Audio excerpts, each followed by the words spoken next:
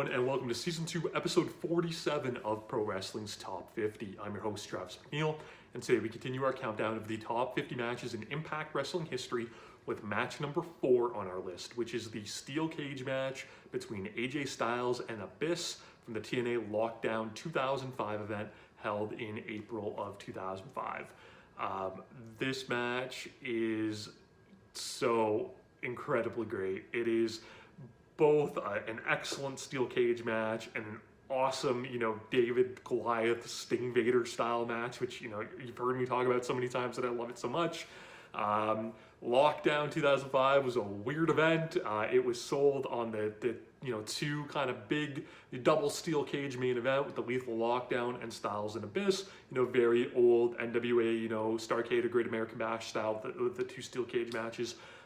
Shortly before the pay-per-view, it turned into all matches being, held in a steel cage, which would become the Lockdown tradition and something that we would get used to. But at the time, seeing some of these undercard matches in a cage was definitely a little weird, and all of the other stipulation matches now being held in cages, Lockdown was something else.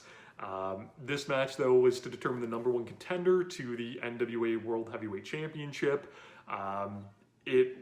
It was a little bit thrown together. It was just basically two top contenders that we're going to face. They added some juice to it in the impacts leading up to Lockdown, where Abyss brutally assaulted AJ Styles with a chain, and that's what brought us here. And I remember at the time, I think everybody assumed that Lethal Lockdown was going to main event Lockdown. It did not.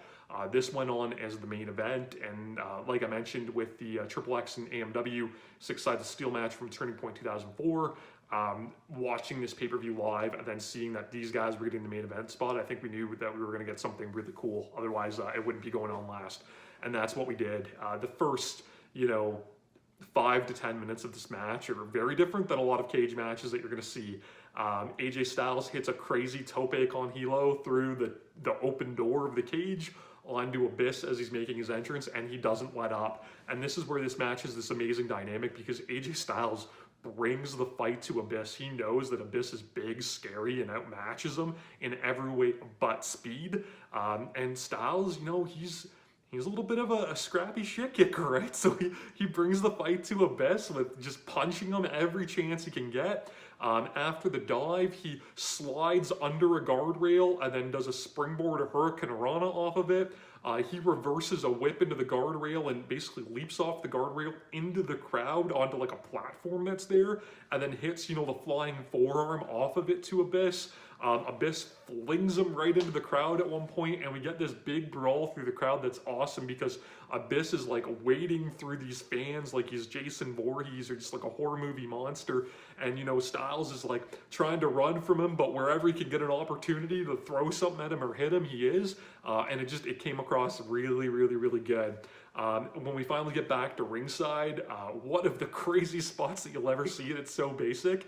Abyss counters a Styles charge by flinging the cage door into his head. And how many times have we seen that in steel cage matches? But the bump that AJ takes off of it is spectacular. They replay it multiple times, just really putting over how great it was. He gets walloped by that thing and bumps huge off of it. It was wicked. Once we get in the cage, this is where Abyss takes over. He brings his signature chain in with him, his signature thumbtacks, and a steel chair. And AJ Styles, peak bump machine AJ in this area.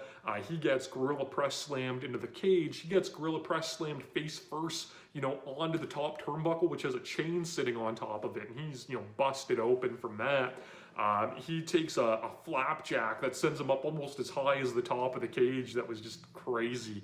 And he basically just has to continue to stick and move and use his speed where he can to try to get these advantages. He snaps off a head scissors, he hits a moonsault body block, like whatever he can do to kind of keep Abyss at bay. Abyss, misses a charge into the corner and eats a steel chair. It looks like AJ might get an advantage, and Abyss just cuts him off so well with a black hole slam. It's a really great, babyface fire cut off, but it's only enough to get him 2. That brings the thumbtacks to be incorporated. AJ, he manages to kind of like backflip out of a black hole slam into them, and he hits the Styles Clash, a modified version because Abyss is so big, into the tacks. Abyss, bless his heart, man. That dude took some nasty, nasty stuff over the years, and a face-first bump into thumbtacks like that is up there for him.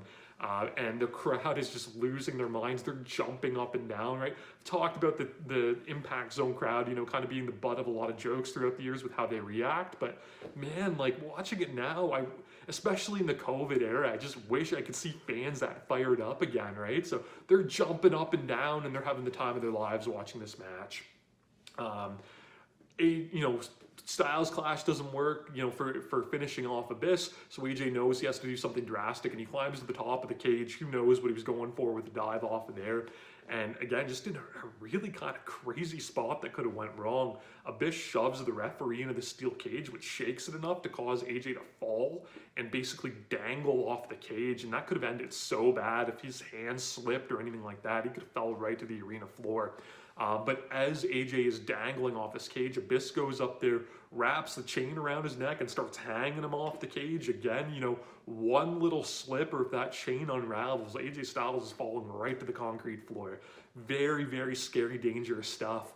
AJ, though, he manages to get out of that by biting Abyss's hands, which was a unique way to stop that. And then in the big finish, he slides down the back of Abyss, hitting a sunset flip powerbomb. But you know, normally you'd see that move in the guys on the middle rope, but Abyss was standing on the top, right? So AJ off the top of the cage, catches Abyss, brings him down with that sunset bomb into the thumbtacks, and that's enough to keep the monster down for the 3 count. AJ Styles would become the #1 contender to the NWA World Heavyweight Championship, and he would go on to win that title at Hard Justice the following month from Jeff Jarrett in a great moment. He would use the spiral tap, you know, to win that, and a lot of people were really happy at the time. This match is so great. It is a great example, like I said, of that Vader Sting kind of chemistry. Styles is so good because, you know, he sells well, and he's, you know, that undersized guy taking the beating, but he also, you know, is genuinely tough enough that you buy him fighting back. This has big spots, a unique atmosphere at the start for a steel cage match. It is absolutely wonderful and absolutely one of the best matches in TNA history, which is why it hits #4 on this list. You can watch it on Impact Plus. You can subscribe to my channel here on YouTube, follow me on Instagram and Twitter at Wrestling50, and join me again tomorrow as we continue to count down Pro Wrestling's Top 50. Top 50.